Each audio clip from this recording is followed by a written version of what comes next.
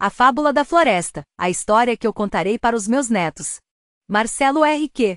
Assim que criou os animais, Deus colocou todos eles juntos numa floresta. Para não interferir na administração da floresta, Deus disse que eles, democraticamente, votassem em quem deveria administrar a floresta. Antes, quem administrava a floresta eram os corvos, porém, cansadas de tantos desmandos, as onças se rebelaram e durante 20 anos foram elas que tomaram conta da floresta e de todos os animais com garras de aço. Terminados esses 20 anos, as onças, exaustas de tantas críticas, entregaram para quem quisesse governar. Inicialmente seria uma raposa velha, mas por um problema de saúde, a raposa velha morreu e o chacal assumiu seu lugar. Depois disso vieram outros animais como a hiena, que dizia que iria caçar os animais marajás, etc. A cada eleição o rato concorria, mas não ganhava nada, até que um dia ganhou pela insistência, prometendo transformar a floresta no melhor lugar do mundo. Durante 8 anos o rato fez da floresta o que bem quis e só roubou a comida dos outros animais. Afinal, a natureza do rato era essa mesma. Não podendo mais ser o chefe, colocou a anta em seu lugar, mas a anta só fazia besteiras. No segundo mandato a anta foi tirada antes do tempo e o morcego assumiu por 2 anos. Acusado de todos os roubos e comprovado que havia roubado, o rato foi preso. Mas a vida do rato não era tão ruim. Vez ou outra recebia a visita da galinha, que tinha um cérebro pequeno e só servia mesmo para abate. Vieram novas eleições.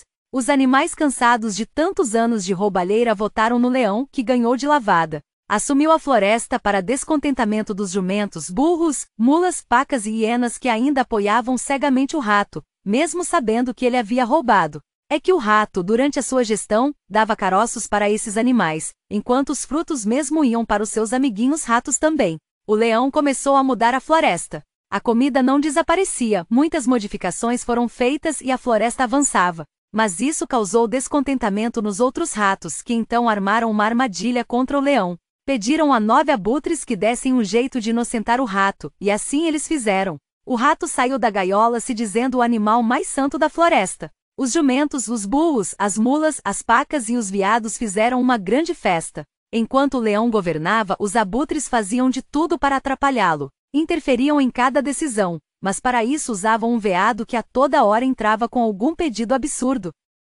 O leão não queria ferir as leis da floresta, mas algumas decisões foram tomadas para impedir o avanço dos ratos, e o leão consultou as onças, os patos e os pássaros sobre a possibilidade de intervir, mas infelizmente as onças já não eram mais as mesmas de antes. Haviam se transformado em gatinhos medrosos. Os patos até tentarem, mas sozinhos não poderiam fazer nada. Já os pássaros. Que lástima! Não havia entre eles um líder que tivesse a coragem de uma águia, e não passavam de pombos daqueles que cagam tudo, não cantam e só enchem o saco. O líder das aves era uma avestruz que enterrou a cabeça num buraco no chão. Deixaram o leão sozinho. Enquanto isso, os canários cantores e os pavões, acostumados à vida fácil e a receberem os alimentos de graça, faziam propaganda contra o leão, ajudados pelos papagaios. Novas eleições vieram. Os abutres deram um jeitinho de manipular o resultado, e o rato foi eleito o rei da floresta novamente. E ai de quem falasse alguma coisa. Um dos abutres mandava prender na mesma hora. Instalou-se uma ditadura na floresta para a tristeza e indignação da maioria da fauna, com exceção dos burros, antas, mulas, piranhas, ratos, papagaios, corvos, serpentes, abutres e pacas. O leão triste foi para uma floresta distante. Enquanto isso, o rato voltou a roubar como nunca. Colocou todos os animais que haviam colaborado com ele na sua administração, e esses eram os que mais faziam besteiras. Por exemplo, para tomar conta da justiça, colocou um porco acostumado com os ambientes mais enlameados. Na cultura colocou a gralha e na economia colocou um jumento. Assim a floresta começou a desandar. Os animais aos poucos foram padecendo de tristeza, enquanto a floresta era devastada pelo que havia de pior na fauna. Mas Deus, olhando com tristeza tudo isso, falou: um dia, leão, você haverá de voltar, e mais forte. Você vai rugir mais forte, a floresta vai reagir e cada um dos animais, que ajudou a destruir a minha criação, vai pagar caro por isso. Inclusive os que te traíram ou se acovardaram. Que a minha justiça seja feita e não a dos abutres. E todos os animais se animaram, porque Deus é Deus. Se não for o leão, será um tigre, o guardião de São Paulo, que é um grande amigo de Deus.